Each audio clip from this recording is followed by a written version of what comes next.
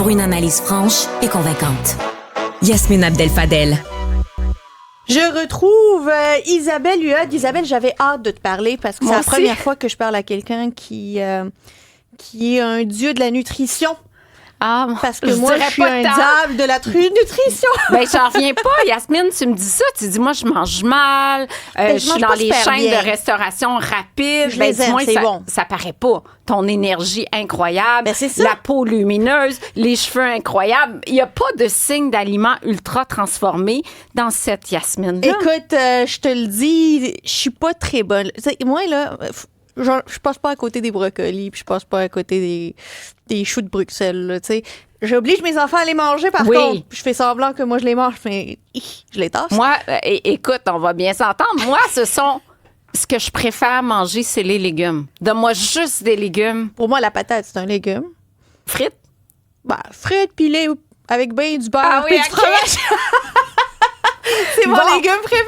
Moi, c'est le kale ou encore les rapinis ou encore les choux de Bruxelles. Donc, voilà deux filles opposées, mais on va très bien s'entendre pendant 7 heures parce que j'ai des sujets chauds. On a tellement de belles semaines ensemble. Peut-être que je vais finir par manger des choux de Bruxelles vendredi. Écoute, ça serait... mais non, mais mettons sauté avec du bacon. J'aime pas le bacon. Ah, OK. Ah, un bon point pour toi. Hey, on a tellement de belles émissions ensemble. Écoute, on a une méchante belle émission, surtout qu'on va parler de régimes, les différents régimes, les régimes dont tout le monde parle. Puis, tu sais, peut-être tout parler de Beachbody, là, mais c'est pour nous-mêmes, là, tu sais, que bien manger un corps sain dans un esprit sain dans un corps sain, ça doit donner quelque chose de le fun, ça. Oui. Et ces images-là, Yasmine, qui sont véhiculées, ben ça peut être très nocif pour les jeunes qui regardent ça, qui se trouvent qu'ils sont en puberté, que le corps change. Et là, tu vois des modèles de Beachbody avec du surentraînement. C'est pas ça la réalité, c'est pas ça l'équilibre. On peut-tu trouver la bonne façon de perdre du poids? Parce que perdre du poids, c'est rendu qu'on peut à peu près plus en parler. Tu peux pas... Quelqu'un va voir une nutritionniste, tu peux pas aborder le poids sans que la personne t'en parle. Même chose pour un médecin. Tu es diabétique. On sait que l'excès de poids dans la région abdominale est un facteur de risque très important du diabète de type 2, d'une mauvaise régulation de la glycémie. Mais comme médecin, tu n'as pas trop le droit... Grossophobie. Grossophobie, tu te fais dire que tu es grossophobe. Fait que c'est rendu assez pathétique, je trouve, parce qu'on sait que perdre du poids amène... C'est un excès de poids important, bien sûr, surtout si le gras est logé autour de l'abdomen. Il y a 62 % des Québécois qui veulent maigrir, puis ils n'osent plus, ils savent plus où se tourner. Et puis, il y a quand même 60 % des Québécois qui sont en surpoids ou obèses. Il y a des solutions. Mais il y en a des solutions, comme tu dis, puis il y a des solutions meilleures que d'autres. Oui. Ça, c'est pas tout pareil, tu choisis le buffet que tu veux des solutions. C'est ça. Mais on peut personnaliser de plus en plus. Aujourd'hui, je vais décrire 5 approches. Il y en a qui conviennent à certaines personnes, je dirais même certains types de personnalités, puis il y en a d'autres qui conviennent mieux à d'autres. D'autres qui conviennent mieux aux hommes, d'autres aux femmes. Fait qu'on y va avec les approches. Il y en a que moi, je recommande pas. Non, toi, t'aimes pas ça. Ben non, moi, j'aime pas ça. Ben, tu sais, comment... Mais parce que le problème, c'est qu'on est souvent confronté à cette question-là, puis on est tout seul, puis on n'a pas d'experts à côté de nous pour y poser les bonnes questions, puis que c'est quoi la meilleure réponse pour nous, notre type de poids, notre type de personnalité, notre mode de vie. J'ai hâte d'entendre, je sais qu'en fin d'émission, là, soyez prêts, on va prendre vos appels au 1-877-827-2346. Envoyez-nous des textos aussi, on va les lire et essayer de répondre à vos questions. Mais des régimes, il y en a un puis un autre, puis j'ai l'impression qu'à chaque 6 mois, il y en a un nouveau qui arrive. Tu sais, les Ducans, le régime intermittent, le fasting. Il y a du monde qui mangeait que des poires, d'autres qui mangeaient que des pommes. Ah, c'est fou. Le régime soupe aux choux dans le temps de l'Institut de cardiologie, puis l'Institut de cardiologie n'a jamais endossé ce régime-là. Le régime Atkins, qui rappelle un petit peu le régime cétogène, très, très riche en gras, très riche en mauvais gras. Ducan, bon, qui fait fureur en Europe, qui a plus ou moins marché ici, mais Montignac, qui a très, très bien marché, le régime Montignac ici. Puis on dirait que c'est toujours une question de mode parce que les gens veulent un succès rapide. Instantané. Puis ça, on peut-tu se laisser le temps à son corps de perdre 1 livre semaine, de perdre 4 livres par mois, au lieu de vouloir perdre 7-8 livres par mois? Je trouve qu'on est avide de succès hyper rapide. Puis moi, je dis toujours, ça vous a pris combien de temps cumuler ces kilos en trop? Puis des fois, c'est 3-4 ans. Pourquoi on veut le perdre en 3 mois? Ben parce que tout va vite. C'est ça, tout va vite, mais ça vaut la peine de se ralentir.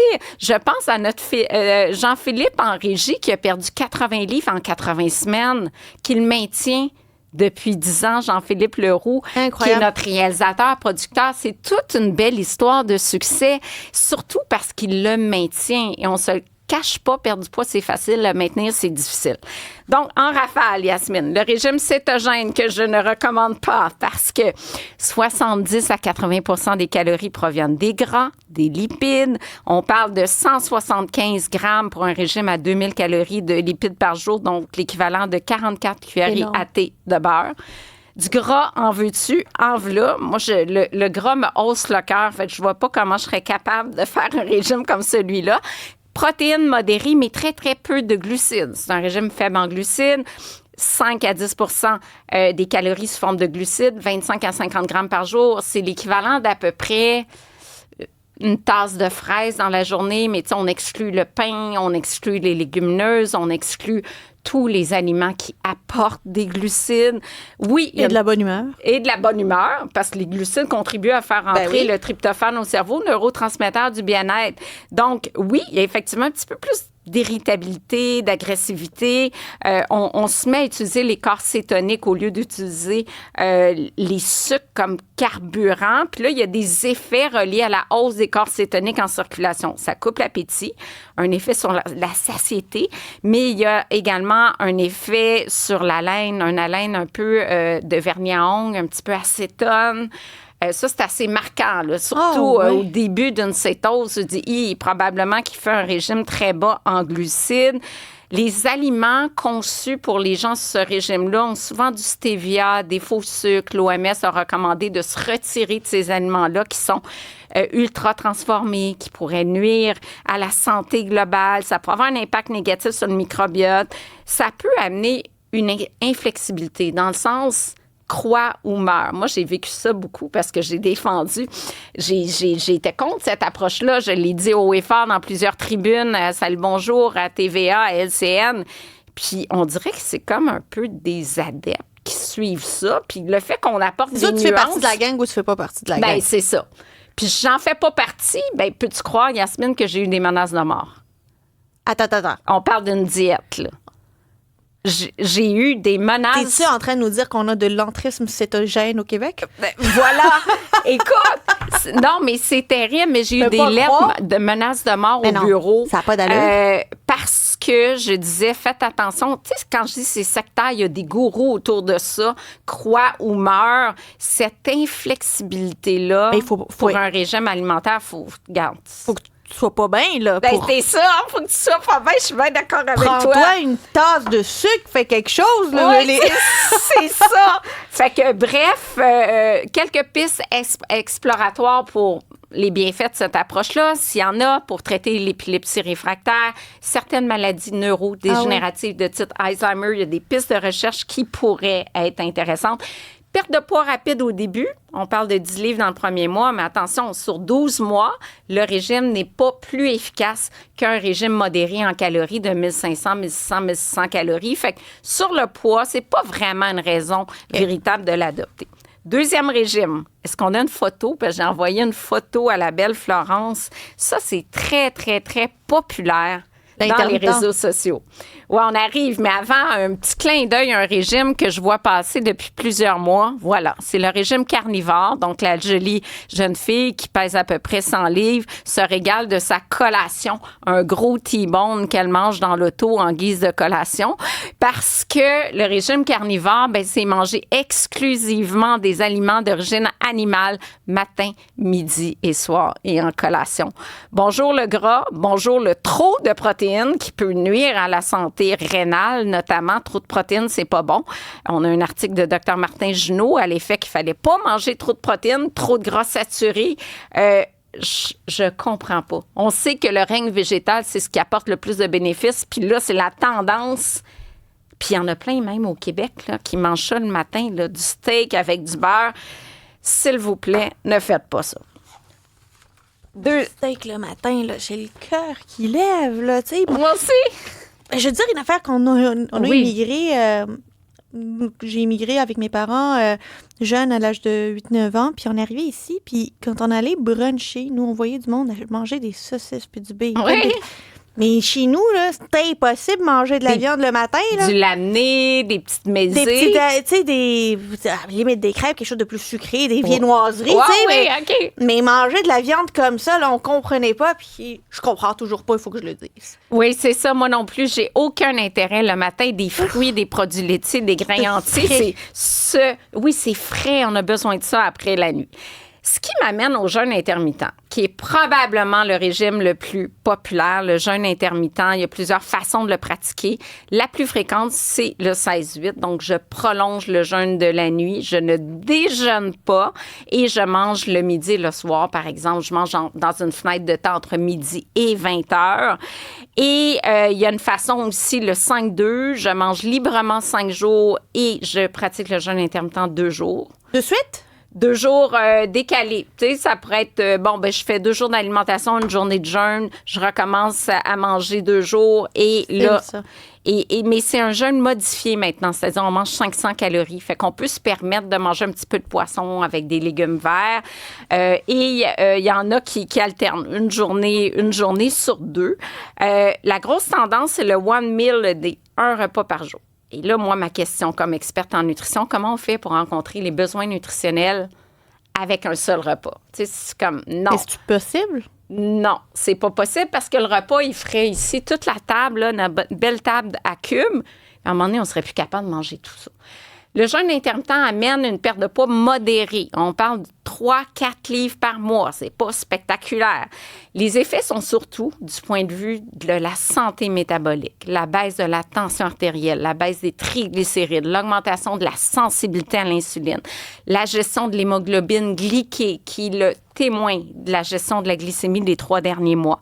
Donc, oui, il y aurait des bénéfices à long terme. C'est pas pour tout le monde, pas les femmes enceintes, pas les jeunes enfants, pas les personnes âgées qui ont une fonte musculaire en vieillissant. Puis au début, il peut y avoir des vertiges, on n'est pas habitué, le corps s'adapte. Bref, on personnalise et tantôt, on reçoit quelqu'un qui l'a adoré et adopté cette méthode-là. Donc, c'est Jean Larochelle qui sera là pour témoigner. Moi, je suis pas contre. Moi, un client qui vient me voir, qui le fait, je vais m'assurer qu'il rencontre ses besoins. Quelqu'un qui a un syndrome métabolique, qui a une santé métabolique altérée, bien, je trouve que ça peut être quelque chose d'intéressant. Oui. Et si on a le temps, il nous reste 2-3 minutes, je pense. Mon régime préféré, c'est le régime méditerranéen, mais je reviendrai là-dessus avec toi parce que c'est pas tant un régime qui fait maigrir, mais c'est un régime qui fait du bien. Oui, ouais, tout ce qui est méditerranéen fait du bien. On peut se le dire, là, tu sais. Oui, c'est ça. Peut-être qu'on en parlera quand on parle d'alcool vendredi. Le dernier, c'est l'alimentation intuitive. Oui, ça, j'en ai jamais entendu parler. Ça a été développé par 2 nutritionnistes américaines en 1995 qui en avaient marre un peu de tous les régimes. Les clients venaient voir avec des approches ici et là, pas trop balancées. C'est un peu le rejet des régimes. C'est de se dire, moi, là, je refuse la mentalité des régimes. J'accepte mon corps tel qu'il est. Je vais le nourrir du mieux que je peux avec des aliments permis. Tous les aliments sont permis, en fait. Il n'y a plus d'aliments interdits. C'est-à-dire que moi, si le matin, je me lève puis que je veux manger mon McDo, puis je suis en alimentation intuitive, bien, la nutritionniste, ça va dire, c'est parfait. C'est mon genre de régime, ça. Ah oui, c'est ça. À condition qu'on respecte les signaux de fin de satiété. Pas toujours facile, mais que je sois capable de laisser des frites parce que j'ai assez mangé.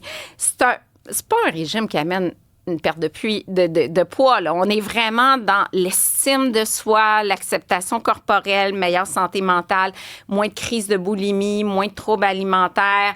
On essaie de stabiliser le poids. On travaille beaucoup la faim, la satiété. On se valorise beaucoup. On essaie de bouger pour le plaisir et non pas pour perdre des calories. Et c'est vraiment, vraiment en lien avec la santé psychologique. Puis, c'est un régime qui est durable. Les gens ont de la facilité à maintenir ça dans le temps. En fait, c'est pas un régime. C'est pas un régime, c'est une C'est approche. l'absence de régime. C'est ça, c'est l'absence de régime. C'est si bien Comme dit. le noir, c'est pas Voilà. une couleur, c'est l'absence de couleur. T'as raison, c'est pas un régime, c'est l'alimentation intuitive. T'as raison, c'est pas le faire régime ce que intuitif. tu veux, puis d'être heureux, puis de l'assumer. Puis de l'assumer et te trouver belle et beau dans ton corps, dans ta diversité, d'être capable de mettre l'accent sur les parties du corps que En gardant le contrôle. en gardant le contrôle, parce qu'on respecte la fin de la satiété. C'est exactement ça. Et moi, ça, je le recommande des gens qui ont vécu des troubles de comportement alimentaire, de l'anorexie, de la boulimie, de l'hyperphagie. On reçoit quelqu'un demain qui souffre d'hyperphagie. Donc, dans ces cas-là, ça serait un régime qui serait recommandé. Isabelle, on va avoir de beaux témoignages après la pause. Préparez-vous pour aussi commenter au 1-877-827-2346 pour vos appels et vos textos. On répondra à vos questions ici même en direct en studio.